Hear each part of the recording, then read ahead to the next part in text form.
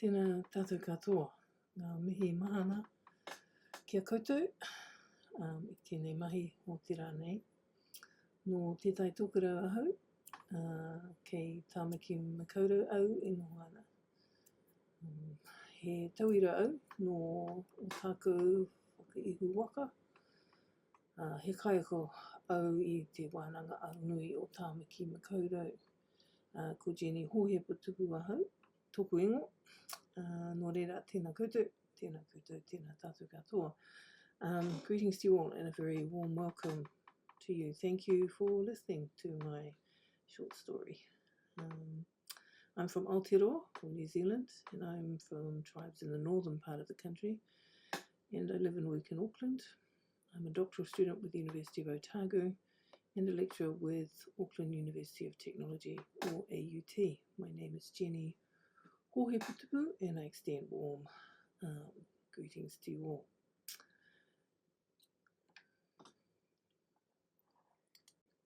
I wish to begin with this whakatauaki.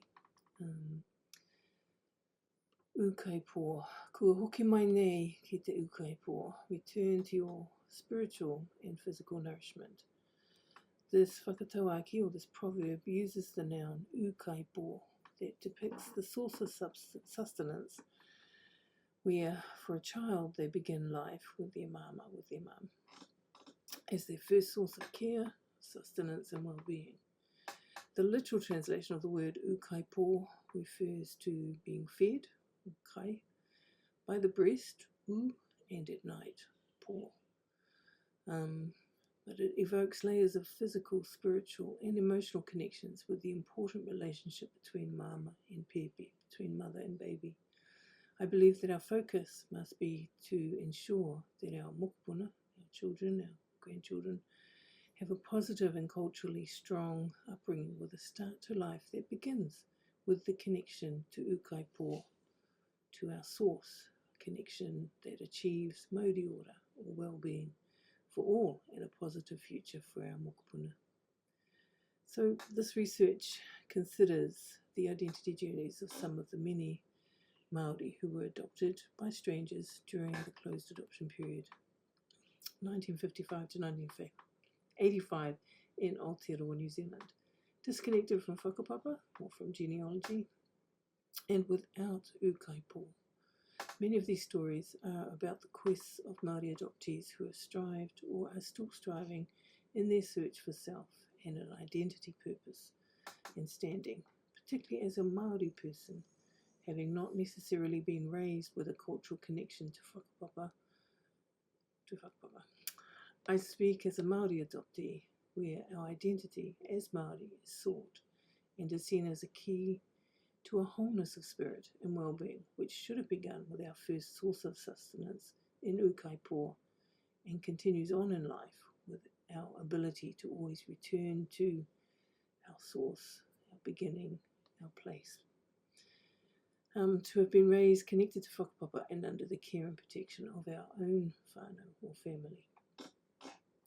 So whakapapa underpins everything in life.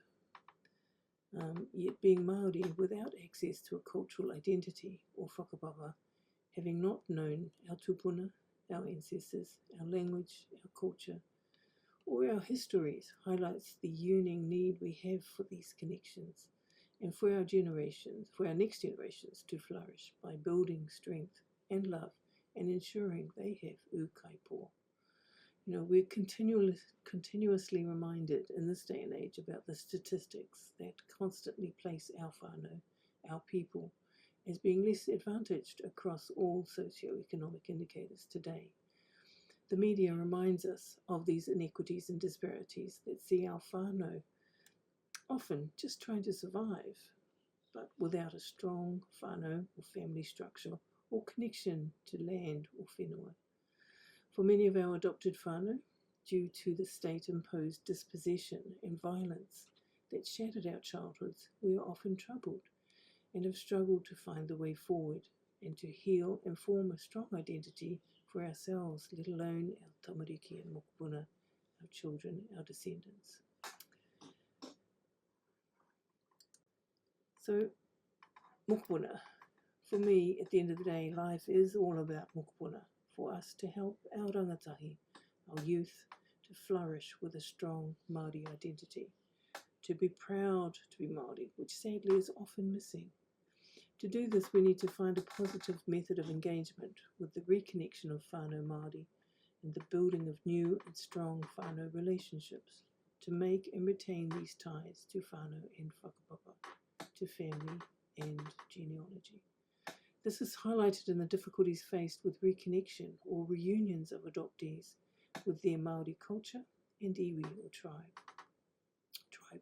As with many reunions, these are difficult processes which are often not always well received, or engagement as strangers is hard where we have no shared memories, and unlike the magical media portrayal of instant happy families, in reality these relationships can be tough, as you're connecting to new family and often a new culture, which can be a journey that is fraught and laden with unexpected hurdles. So considering New Zealand, adoption in New Zealand centres on the welfare of children, which is consistent with the traditional and cultural practice of law, LORE, or whāngai, fostering maybe, with the caring of children within families and within iwi or tribe.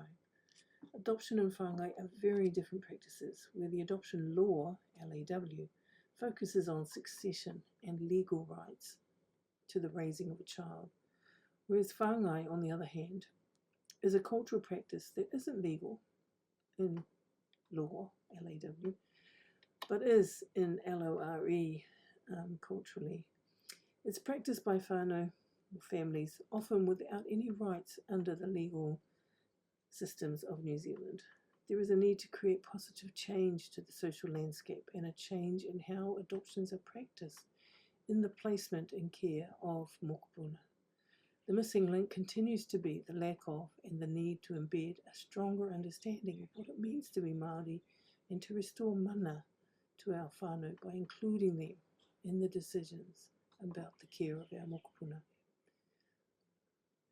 So while adoption is legal in New Zealand and has been in place since the Adoption Act of 1955, this is the law which has eventuated in some change, but currently the 1955 Act is still in place. I'm seeking these answers as best as I can around my adoption, but this has been difficult where there seems to be little information available, or that I'm able to have access to, even though this information is about myself. I've investigated how an indigenous identity could be developed when one has been disconnected from their whakapapa and culture. I believe that future consideration on how Māori approaches could be made to address these gaps and to advance and enhance indigenous identity development as a form of healing for whānau Māori who've been disconnected or displaced. So there have been many submissions to change this law, but I have to ask though, even if possible, especially in the current, if this is ever going to be possible in this current political landscape particularly.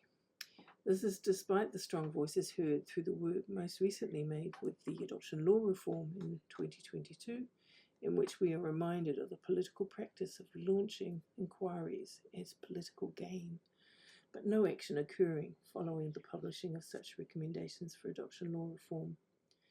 There have been so many recommendations for law change about adoption in New Zealand, especially since the Adult Adoption Information Act of 1985, which took 7 years to get passed.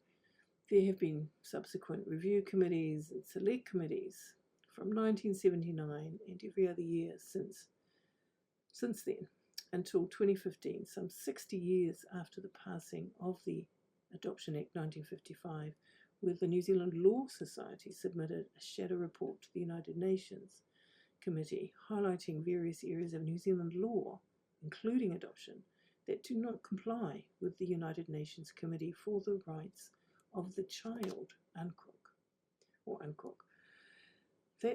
which New Zealand ratified in 1983.